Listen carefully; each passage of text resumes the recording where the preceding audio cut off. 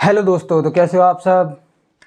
Good morning all of you and मेरी YouTube channel बायस study centre पर आपका स्वागत है। और आज हम एक नया सब्जेक्ट पढ़ेंगे, रीजनिंग। क्योंकि रीजनिंग जो है वो एसएससी के मेंस में जोड़ दी गई है आपकी। तो मैं आपको रीजनिंग से रिलेटेड कुछ एक टॉपिक कराऊंगा। उसमें जो क्वेश्चंस हैं वो अभी हाल ही के एनटीपीसी एग्ज़ाम्स में पूछे गए हैं और वो आपके लिए बहुत इम्पोर्टेंट है, बहुत महत्वपूर्ण है। अधिकतर क्या है कि लोगों को उसमें बहुत ज़्यादा प्रॉब्लम आती है। तो हम आज जो टॉपिक पढ़ेंगे वो है बैठक व्यवस्था या सिटिंग अरेंजमेंट।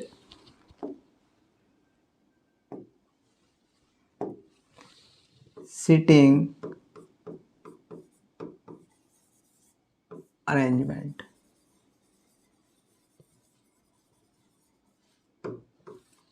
या हिंदी में इसको बोलते हैं बैठक व्यवस्था।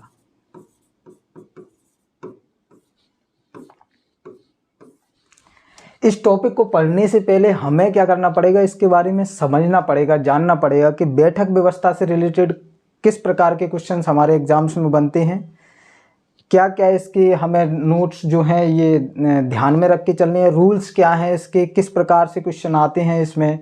और ये जो बैठक व्यवस्था है इस पर बहुत 2-3 टाइप के प्रकार के क्वेश्चंस बनते हैं हमारे, उन्हीं को आज हम यहाँ पे देखेंगे। तो शुरू करते हैं हम। देखिए, बैठक व्यवस्था में हमारे मेनली 2 प्रकार के क्वेश्चंस बनते हैं।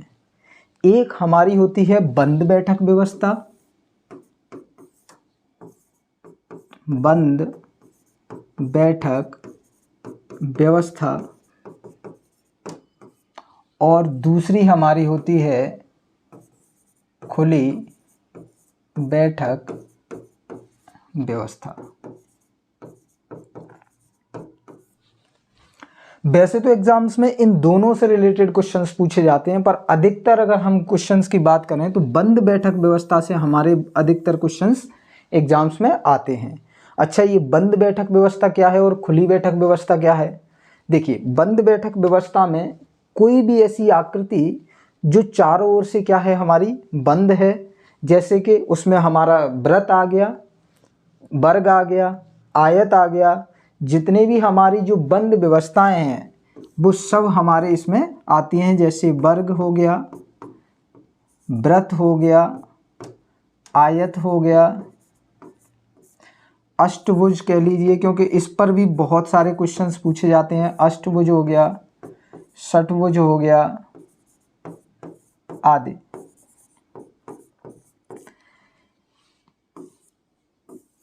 खुली बैठक व्यवस्था क्या है, तो एक ऐसी व्यवस्था जिसमें जो आकृति हमारी है वो क्या है, बंद ना है चारों प्रकार से। इसमें 2 ही प्रकार के क्वेश्चंस आते हैं। एक आपको पंक्ति में बोल देगा कि कुछ व्यक्ति हैं जो बैठे हुए हैं, या तो वो बोलेगा आपको कि वेस्ट टू ईस्ट बैठे हुए हैं, या फिर बोलेगा आपको नॉर्थ से साउथ बैठे हुए हैं, या दाएं से बाएं बैठे हुए हैं, ऊपर और नीचे बैठे हुए हैं। आपको उन्हें व्यक्तियों को बिठाना पड़ेगा।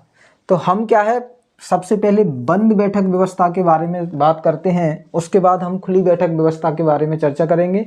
फिर कुछ क्वेश्चंस हम बंद बैठक व्यवस्था पे करेंगे, कुछ क्वेश्चंस मैं आपको खुली बैठक व्यवस्था पे बताऊंगा। आज कुछ एग्जांपल्स हम इसमें देख के चलेंगे। फिर आने वाली स्लाइड्स जो है यहाँ, ये अगर आपको समझ में आ गई, इसकी थ्योरी अगर आपके माइंड में एक बार मैपिंग हो गई, तो फिर जितने भी क्वेश्चंस हैं उन्हें आप आसानी से कर पाओगे। तो हम बंद बैठक व्यवस्था के बारे में बात करते हैं सबसे पहले, कि बंद बैठक व्यवस्था हमारी होती क्या है। यहाँ तक मुझे उम्मीद है आप लोगों को समझ में आ गया होगा।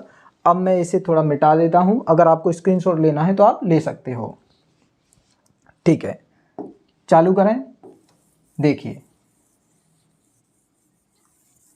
ये तो आपने समझ लिया कि बंद बैठक व्यवस्था में क्या होता है सर, एक ऐसी आकृति जो चारों तरफ से बंद होती है। ठीक है, इसके क्या क्या नियम हैं हमारे बंद बैठक व्यवस्था के। जैसे मान लो सबसे पहले उसमें आपको क्वेश्चंस की जब शुरुआत होती है तो कुछ कुछ व्यक्तियों की संख्या दी रहती है, या 5 व्यक्ति बोलेगा, 6 व्यक्ति बोलेगा, 8 व्यक्ति बोलेगा। जितने भी व्यक्ति हैं उनको बैठने के लिए सबसे पहले वहाँ पर क्वेश्चंस में आपको दिया रखेगा। उसके बाद बोलेगा कि ये व्यक्ति इसके दाएं बैठा है या बाएं बैठा है। तो सबसे पहले हम बायां और दायां समझते हैं कि एक बैठक व्यवस्था है, एक ग्रुप ऑफ पीपल हैं। जैसे हमने बोला कि अगर एक व्रत है, इस व्रत में कुछ व्यक्ति बैठे हुए हैं, 4 या 5 व्यक्ति बैठे हुए हैं। अब बोलेगा कि जो ए है वो बी के दाईं ओर बैठा हुआ है। हमने ये 4 व्यक्ति ले लिए, ए, बी, सी और डी। हम क्या करते हैं कि जब भी आपको कुछ व्यक्ति दिए हुए रहते हैं तो सबसे पहले व्यक्ति को आप, समूह के किसी भी पहले व्यक्ति को आप इस व्यवस्था में कहीं पर भी आप बिठा सकते हैं। जैसे हमने ए को सबसे पहले यहाँ बिठा दिया, और हमें जो दायां और बायां है ये मान के चलना है कि वो हमारा ही दायां और बायां है। कब? जैसे अगर उसने एक स्थिति दी कि वो केंद्र की ओर मुंह करके बैठे हुए हैं और केंद्र के बाहर की ओर। 2 इंपॉर्टेंट इसमें क्या है कि अगर उसने बोला केंद्र की ओर मुंह किए हुए हैं, तो केंद्र की ओर सबसे पहले क्या करो, जितने भी व्यक्ति हैं उनको केंद्र की तरफ मुंह करा दीजिए, यानी कि एरो जो है वो वृत्त के अंदर की तरफ कर दीजिए उनका। उसके बाद आप उस पोजीशन में खड़े हो जाइए जिस पोजीशन में वो व्यक्ति बैठे हुए हैं। जैसे मैंने ये जो ए को आपके आगे बिठाया है तो ये केंद्र की तरफ मुंह किए हुए है। मैं यहाँ पे खड़ा हो जाता हूँ, मैं मान के चलता हूँ मैं खुद ए हूँ। अब मैं अपना राइट देखूंगा और अपना ही लेफ्ट देखूंगा। तो मेरा राइट ये है, मतलब ए का जो राइट है वो मेरा राइट है और ए का जो लेफ्ट है वो मेरा लेफ्ट है। अब मैंने बोला कि जो ए है वो बी के दाईं ओर है, यानी कि बी के दाईं ओर। बी को मैं कहीं पर भी बिठा दूं, मान लो मैंने बी को यहाँ बिठा दिया, उसने ये तो बोला नहीं है कि ये दूसरा ए है, बी ए बी के दाईं ओर दूसरा है, नहीं, दाईं ओर है। मतलब ए जो है वो बी के कहीं पर भी बैठ सकता है राइट साइड में, दाईं ओर। मान लो मैंने बी को यहाँ बिठाया, अब बी की पोजीशन मुझे पता करना है कि बी का लेफ्ट कौन सा है और बी का राइट कौन सा है, यानी कि बी का बायां और दायां कौन सा है। मैं बी की पोजीशन पे जाके खड़ा होता हूँ। जैसे मैं मान लो यहाँ पे खड़ा हुआ ऐसे बी की पोजीशन पे, तो मैंने देखा मेरा राइट ये है, मतलब बी का राइट ये है और बी का लेफ्ट कौन सा है, ये वाला। ठीक है, मैं यहाँ सी की पोजीशन पे, मानो मैंने सी को यहाँ बिठाया और मैं सी की पोजीशन पे अगर खड़ा हुआ तो मानो ये जो सी मेरा राइट है वो सी का राइट है और मेरा जो लेफ्ट है वो सी का लेफ्ट हुआ। अब मैं डी की पोजीशन पे खड़ा हुआ, मैंने डी को यहाँ बिठाया। अब मैंने देखा कि डी जो खड़ा हुआ है वहीं मैं खड़ा हो गया। अब मैंने अपना राइट देखा तो डी का राइट ये हो गया, ये मेरा जो लेफ्ट है वही डी का लेफ्ट हो गया। तो आपको ये पोजीशन समझ में आई, हमें किस प्रकार से यहाँ पे करना है, किस प्रकार से व्यक्तियों को बिठाना है। इसमें आसान इसलिए हो जाता है क्योंकि अगर हम अपना लेफ्ट और राइट लेके चलते हैं तो हमसे गलतियाँ कम होने के चांस रहते हैं वहाँ पे एग्जाम्स में, और हम आसानी से व्यक्तियों को बिठा पाते हैं। तो आपको लेफ्ट और राइट समझ में आया, दायां और बायां। सबसे पहला रूल नंबर फर्स्ट हमारा क्या है कि सबसे पहले हमें क्या देखना है, बायां और दायां स्थान देखना है।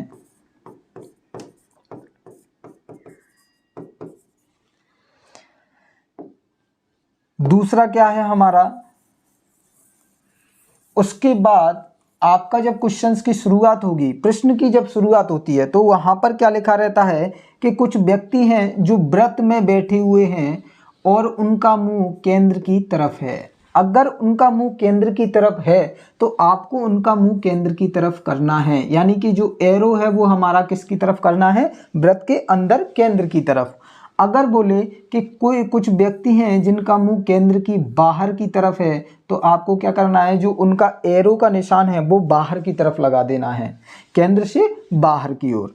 इसमें मेनली 3 प्रकार के ही क्वेश्चंस बनते हैं व्रत में या मेज में, कहीं पर भी जो भी बंद बैठक व्यवस्था में आपको जो आकृति दी रहेगी उसमें 3 ही प्रकार के क्वेश्चंस आपको बनते हैं। या बोलेगा केंद्र की तरफ मुंह किए हुए हो कुछ व्यक्ति, कुछ का बोलेगा केंद्र के बाहर की तरफ मुंह किए हुए हैं, और एक जो टाइप है तीसरा वाला उसमें क्या होता है, मिक्स प्रकार के क्वेश्चन बन जाते हैं। मतलब बोल देगा कि कुछ व्यक्ति हैं जिनका मुंह केंद्र की तरफ है और कुछ का क्या है, केंद्र के बाहर की ओर है। तो एक आपका कैसे बनेगा, मिक्स क्वेश्चन बनेगा। जैसे कुछ व्यक्तियों को केंद्र की ओर मुंह कर देगा, ये 3 व्यक्ति उसने केंद्र की ओर मुंह कर दिए, और कुछ व्यक्तियों का केंद्र के बाहर की तरफ मुंह कर दिया उन्होंने। तो एक ऐसा मिश्रित प्रकार का क्वेश्चन अपने पास बन जाता है। तो ये 3 ही प्रकार के क्वेश्चन हैं, हम इन तीनों पर ही कुछ क्वेश्चंस करेंगे। सबसे पहला रूल नंबर हमारा क्या है, बायां और दायां, उसके बाद केंद्र की तरफ मुंह है या केंद्र के बाहर की ओर है, या केंद्र के बाहर और अंदर की ओर है, ये देखना है हमें। नेक्स्ट रूल हमारा क्या कहता है, रूल नंबर 2 अगर हम देखें तो सबसे ज़्यादा प्रॉब्लम बच्चों को कहाँ पे आती है, सबसे ज़्यादा प्रॉब्लम दोस्तों आपको आएगी कि अगर वो बोल देता है, मानो क्वेश्चन में उसने बोला कि ए बी के दाईं ओर है जो सी के बाईं ओर है। अब यहां पर हमें प्रॉब्लम आती है कहां पर, इस सी की पोजीशन में।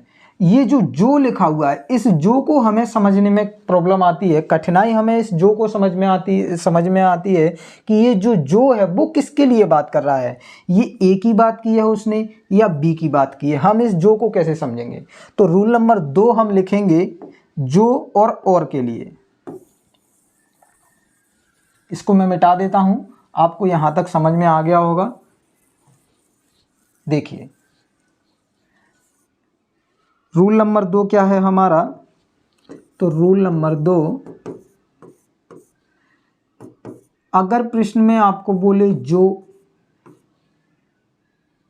एक आता है हमारा लेकिन,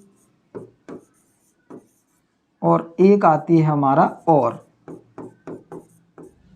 ये 3 ही आपके कुछ प्रश्न में पूछे जाएंगे। जैसे जो अगर उसने लिखा है मतलब वो किसकी बात कर रहा है, जैसे अभी हमने बोला कि ए बी के दाईं ओर है जो सी के बाईं ओर है, तो जब भी जो लगा के बात करे, मान लीजिए वो किसकी बात कर रहा है, वो ऑब्जेक्ट की बात कर रहा है। हमने इंग्लिश में ऑब्जेक्ट और सब्जेक्ट के बारे में पढ़ा होगा। जो मतलब इंग्लिश में वो बोलूं तो हु की बात कर रहा है, वो विच की बात कर रहा है, या दैट की बात कर रहा है यहाँ पर, यानी कि उसने दूसरे व्यक्ति के बारे में बोला हुआ है। अगर आपको यहाँ से समझ में ना आए तो आप ये समझ लो कि उसने बोला जो, और अगर आप हिंदी में अंकों को पढ़िए, संख्याओं को पढ़िए, तो हम कैसे संख्या याद करते हैं, 1 2, तो 2 जो, यानी कि 2 और जो, ये जो प्रोनाउंसिएशन है हमारा वो सेम मिल रहा है।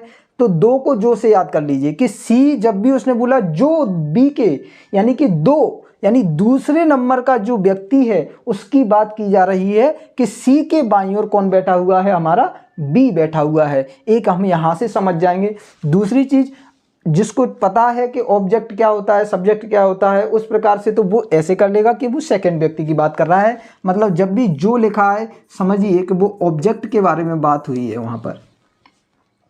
अब आते हैं हम लेकिन और, तो जब भी लेकिन की और की बात करेगा, लेकिन यानी बट की बात करे, या फिर बात करे वो तुम्हारा और या एंड की बात करे, तो जब इन दोनों की बात करे समझ लेना वो किसकी बात कर रहा है, सब्जेक्ट के बारे में बोल रहा है या कर्ता के बारे में बात कर रहा है। जैसे मैं आपको एक एग्जांपल दूं कि ए और बी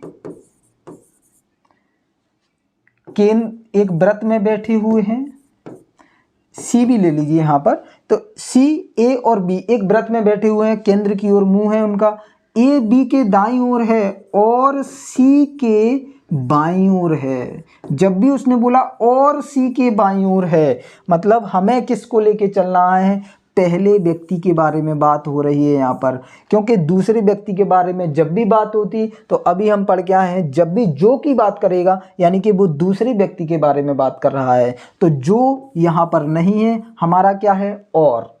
या फिर यहाँ पर बोलेगा लेकिन बी के बाईं ओर है, तो लेकिन जब भी बात करे मतलब वो फर्स्ट व्यक्ति के बारे में बात कर रहा है, वो सब्जेक्ट के बारे में बोल रहा है, वो कर्ता के बारे में बात कर रहा है। तो मुझे उम्मीद है यहाँ पे आपको ये समझ में आया होगा जो, लेकिन और कैसे यूज करना है। हम आगे बढ़े नेक्स्ट रूल पर, ठीक है। देखिए नेक्स्ट क्या है हमारा, रूल नंबर 3,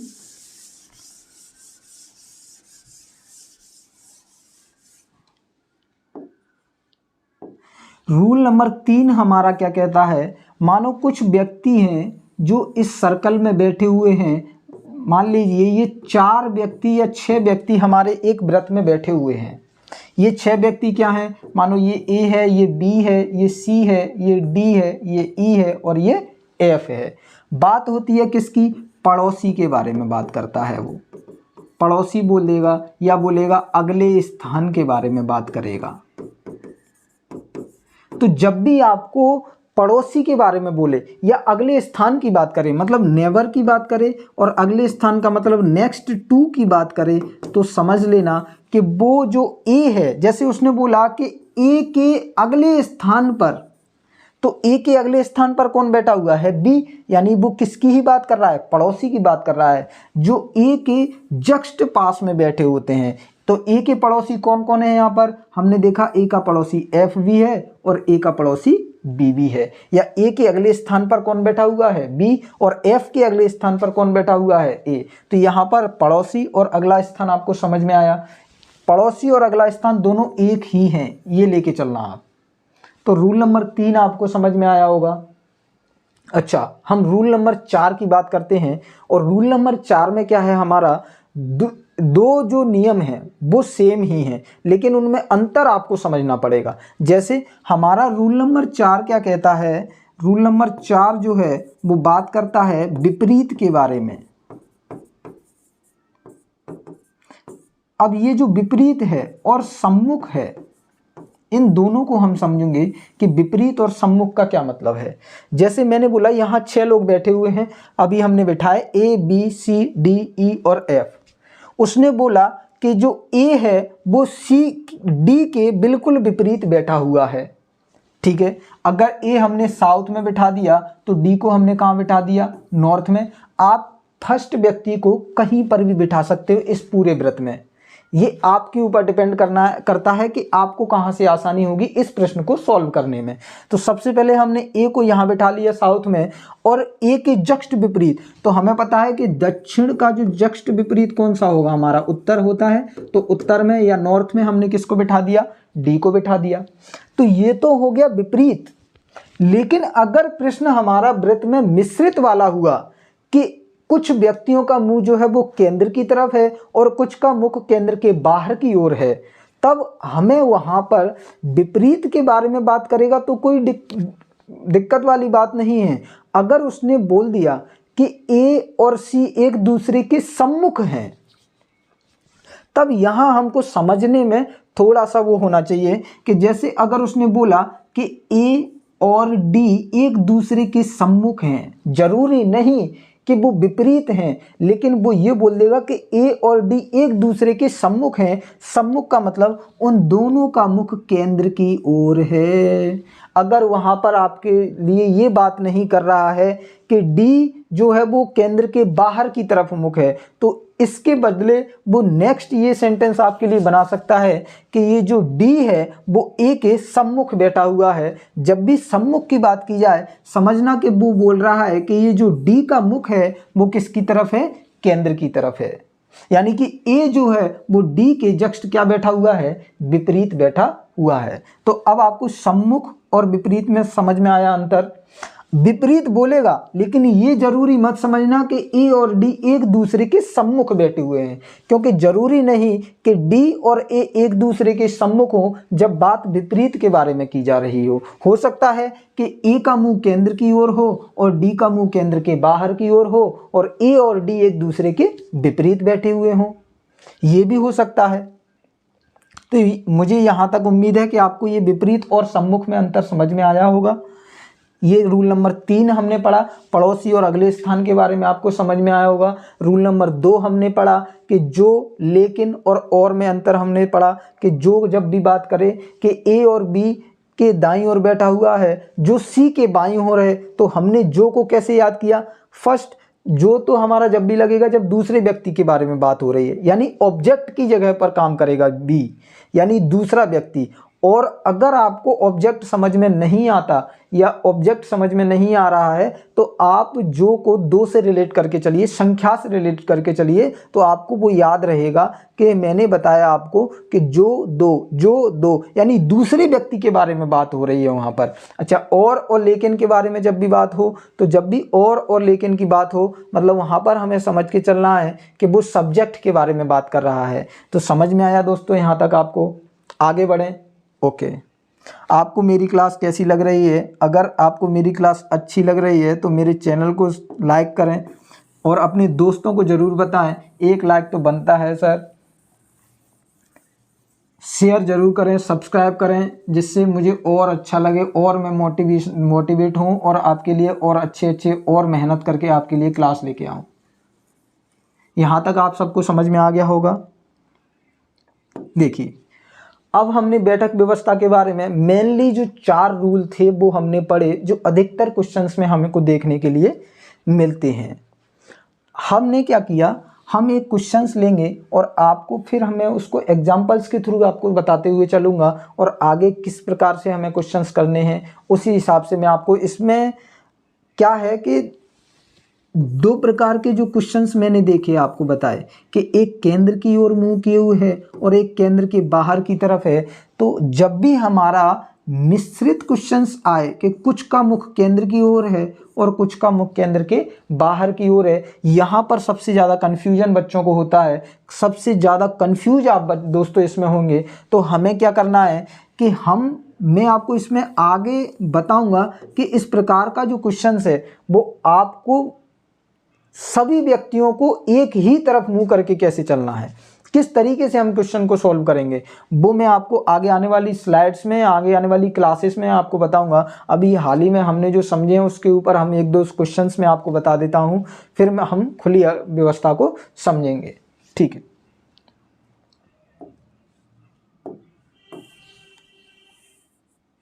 देखिए क्वेश्चन ले हम।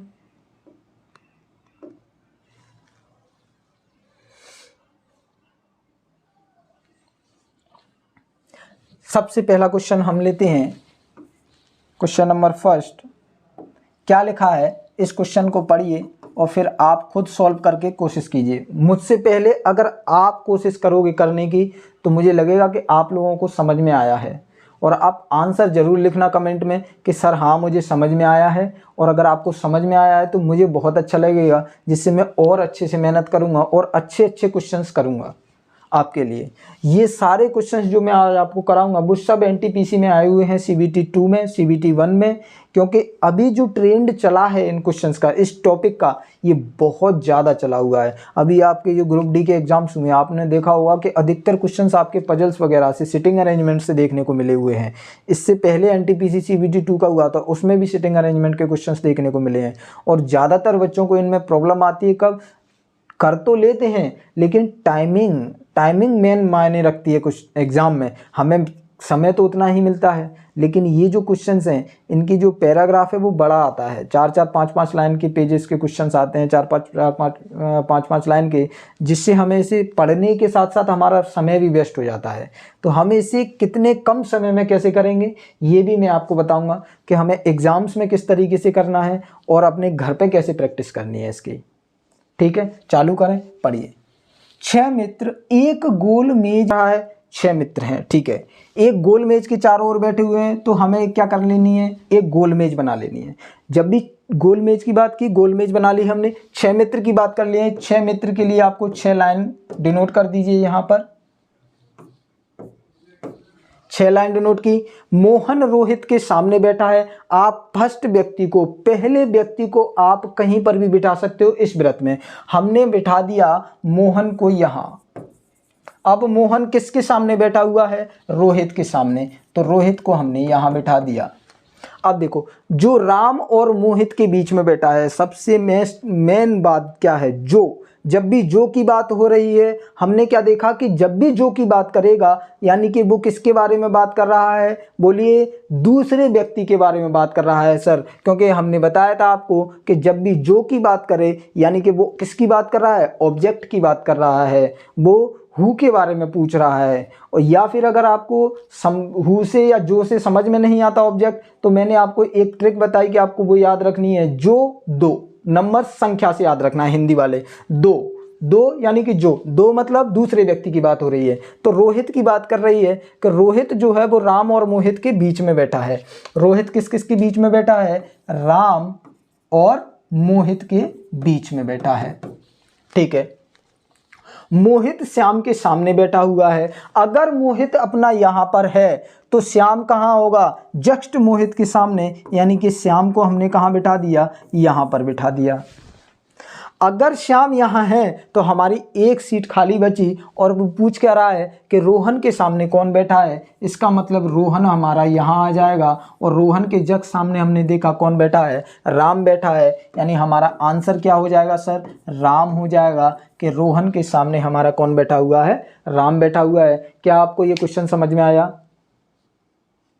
इस प्रकार के क्वेश्चन आते हैं, और अगर आपको एग्जाम्स में बहुत जल्दी परीक्षा में सेकंड्स में अगर आपको ये क्वेश्चन करना है, ज़्यादा से ज़्यादा इस क्वेश्चन को करने में 30 सेकंड लगेंगे सर। 30 सेकंड में आपका ये क्वेश्चन खत्म। बस आपको क्या करना है, आपको पूरा पैराग्राफ पढ़ने की ज़रूरत नहीं है, मेन लाइन पढ़नी है अपन को। सबसे पहले हमने देखा एग्जाम में जाते हुए 6 मित्र। सबसे पहले आप क्या कीजिए, गोल मेज की बात हो रही है, गोल मेज बना दीजिए, 6 मित्र बना दीजिए। 6 मित्र बनाने के बाद सबसे मोस्ट इंपोर्टेंट बात, लाइन जो है मोहन रोहित के सामने है, मोहन को रोहित के सामने बिठा दीजिए। जो के बारे में बात हो रही है, मतलब दूसरे व्यक्ति की बात कर रहा है, दूसरे व्यक्ति को बिठाया। मोहित श्याम के सामने बैठा है, मोहित को श्याम के सामने बिठाया। आंसर आपका। सिर्फ आपको प्रैक्टिस करनी है। अगर आप जितनी अच्छी इसकी प्रैक्टिस करोगे, उतनी ही जल्दी आप एग्जाम में क्वेश्चन को करके आओगे। और मैं आपको इतनी प्रैक्टिस करा दूंगा इसकी कि आपको इस टॉपिक में कहीं ना कहीं तक आपको दिक्कत नहीं आएगी सर। आगे बढ़े, नेक्स्ट क्वेश्चन। ठीक है, देखो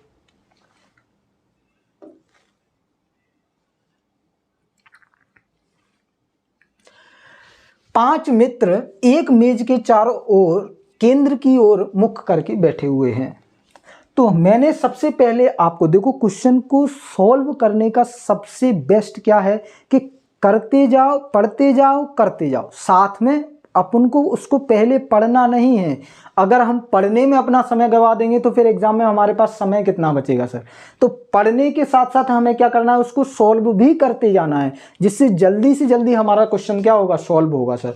और ये आपको आदत कब आएगी, जब आप इसकी प्रैक्टिस बहुत अच्छे तरीके से कर लोगे। धीरे धीरे आपको शुरुआत में प्रॉब्लम्स आएंगी, हो सकता है स्टार्टिंग में आपको 3 मिनट भी लगे क्वेश्चन को करने में, 5 मिनट भी लगे, लेकिन वो समय आपका कैसे कम होगा ये आप खुद देखोगे। जब आप इसके कम से कम 10 से 15 या 20 क्वेश्चंस कर लोगे एक साथ, फिर आपका वो 3 मिनट 2 मिनट कब हो जाएगा, 2 से 1 मिनट कब हो जाएगा, और 1 से 50 सेकंड या 30 सेकंड कब हो जाएगा, ये आपको भी नहीं पता चलेगा। बस आपको प्रैक्टिस करनी है। जैसे मैंने यहाँ पर देखो, मैं आपके सामने कैसे करता हूँ कि 5 मित्र एक मेज के चारों ओर बैठे हुए हैं केंद्र की ओर। मैंने एक मेज बना ली, आप व्रत मान के चलो आप तो कि व्रत में ही है, और 5 मित्र बोल रहा है तो 5 मित्र की पोजीशन मैंने आपके आगे दर्शा दी। नेक्स्ट क्या है, केंद्र की ओर मुख है, तो सबसे पहले इनका एरो का निशान हमें लगाना है, केंद्र की ओर है। ठीक, अर्जुन हरमन के दाईं ओर है। जब भी बात फर्स्ट व्यक्ति की आ रही है, आप उसे कहीं पर भी बिठा सकते हो इस व्रत में, कहीं पर भी। मान लो मैंने अर्जुन को यहां बिठा दिया, क्या कह रहा है, अर्जुन हरमन के दाईं ओर है। अब अगर हम है, अर्जुन की पोजीशन कैसे लेके चलनी है, मैंने आपको दायां बायां क्या बताया, इसका केंद्र की ओर मुख है तो हम भी केंद्र की ओर खड़े हो जाते हैं सर। हमारा दायां ए का दायां, हमारा बायां ए का बायां, तो ये दायां है ए का, ये ए का बायां है। पोल कह रहा है अर्जुन हरमन के दाईं ओर है। अगर अर्जुन हरमन के दाईं ओर है तो मान लो कि मैंने जो हरमन है वो यहाँ पर बिठा दिया सर। क्यों? क्योंकि हमारा ये जो राइट है वही तो हरमन का दाईं ओर है, और ये हरमन का लेफ्ट है, तो हरमन यहाँ बैठा है। हार्दिक आदित्य के बाएं ओर, अर्जुन के दाईं ओर है। हार्दिक कहाँ बैठा हुआ है सर, आदित्य के बाईं ओर और अर्जुन के दाईं ओर। यानी कि अर्जुन का दायां कौन सा है, तो ये अर्जुन का दायां है सर, आपने अभी बताया। अगर अर्जुन के दाईं ओर कौन बैठा हुआ है, हार्दिक, मतलब हार्दिक की पोजीशन यहाँ पर है। अच्छा, हार्दिक का लेफ्ट और राइट कौन सा होगा? सर हमारा जो लेफ्ट होगा वही अर्जुन हार्दिक का लेफ्ट होगा और हमारा जो राइट होगा वही हार्दिक का राइट होगा। मतलब हमने पोजीशन डिनोट कर ली कि ये हार्दिक का लेफ्ट है और ये हार्दिक का राइट है। तो हार्दिक आदित्य के बाईं ओर बैठा हुआ, बाईं ओर, और अर्जुन के दाईं ओर बैठा हुआ है। ठीक है, आदित्य अगर हमारा यहाँ बैठा हुआ है तो सर आदित्य का बायां कौन सा हुआ? ये हुआ सर, और आदित्य का दायां कौन सा हुआ? ये हुआ। आप देख लीजिए, यहां मैं अगर खड़ा हो जाता हूं तो ये आदित्य का राइट हुआ और ये आदित्य का लेफ्ट हुआ। और वही तो बोल रहा है कि हार्दिक आदित्य के बाईं ओर है, तो आदित्य की बाईं ओर है हार्दिक, और इसके अर्जुन के किस तरफ है? लेफ्ट ओर है, यानी कि दाईं ओर है, राइट ओर है। ठीक है, हरमन रेयांश के दाईं ओर बैठा हुआ है। देखिए, हरमन किसके दाईं ओर बैठा हुआ है? रेयांश के। सर अगर मैं रेयांश को यहां बिठाता हूं तो आप मुझे बात बताओ, मैं ऐसे अगर खड़ा हो गया सर, उसकी ही पोजीशन पर मैं खड़ा हूं, मेरा दायां किसका दायां? रेयांश का दायां। मेरा बायां किसका बायां? रेयांश का बायां। अगर मैंने इस पोजीशन को ऐसे किया तो मेरा ये जो दायां है वो इस तरफ है, मतलब ये रेयांश का कौन हुआ? राइट हैंड हुआ, और ये रेयांश का कौन हुआ? लेफ्ट हैंड हुआ। पूछ क्या रहा है? हरमन रेयांश के दाईं ओर है, मतलब हरमन कहाँ बैठा हुआ है? रेयांश के दाईं ओर। बिल्कुल सही बैठाया है सर हमने हरमन को स्टार्टिंग में, मतलब हमारा ये जो पोजीशन है वो बिल्कुल ठीक बैठी हुई है। पूछ क्या रहा है? आदित्य के ठीक दाएं कौन बैठा है? सर हमने आदित्य को कहाँ बैठा? ये बैठाया। सर आदित्य के ठीक दाएं कौन बैठा हुआ है? सर आदित्य के ठीक दाएं रेयांश बैठा हुआ है, मतलब हमारा आंसर क्या हुआ सर? रेयांश हुआ। तो क्या आपको ये क्वेश्चन समझ में आया सर दोनों? अब आपको सबसे पहले क्या करना है, इस क्लास को देखने के बाद घर पे इस क्वेश्चंस की कम से कम 10 से 20 क्वेश्चन की आपको प्रैक्टिस करनी है। मैं अगली क्लास में आपको इसी बंद बैठक व्यवस्था पे हम और क्वेश्चन करेंगे। आज के लिए इतना ही, क्योंकि ये क्लास ज़्यादा लंबी हो जाएगी, और मैं आपको जो नेक्स्ट क्लास है उसमें बंद बैठक व्यवस्था से और क्वेश्चंस बताऊंगा। अभी तो आज मैंने आपको 5 व्यक्ति बैठाए, कल हम 6 व्यक्ति, 7 व्यक्ति, 8 व्यक्ति, 9 व्यक्ति, और तीनों पे आधारित हम क्वेश्चन करेंगे कि केंद्र की ओर मुख करके बैठे हों, या केंद्र के बाहर की तरफ मुख करके बैठे हों, या दोनों केंद्र की ओर और केंद्र के बाहर की तरफ, तीनों मिश्रित प्रकार के क्वेश्चंस भी करेंगे सर। तो आज के लिए इतना ही काफ़ी है। अगर आपको मेरी क्लास अच्छी लगी हो, अगर आपको मेरा पढ़ाना अच्छा लगा हो, तो प्लीज़ मेरे चैनल को लाइक करें, शेयर करें एंड सब्सक्राइब करना ना भूलें।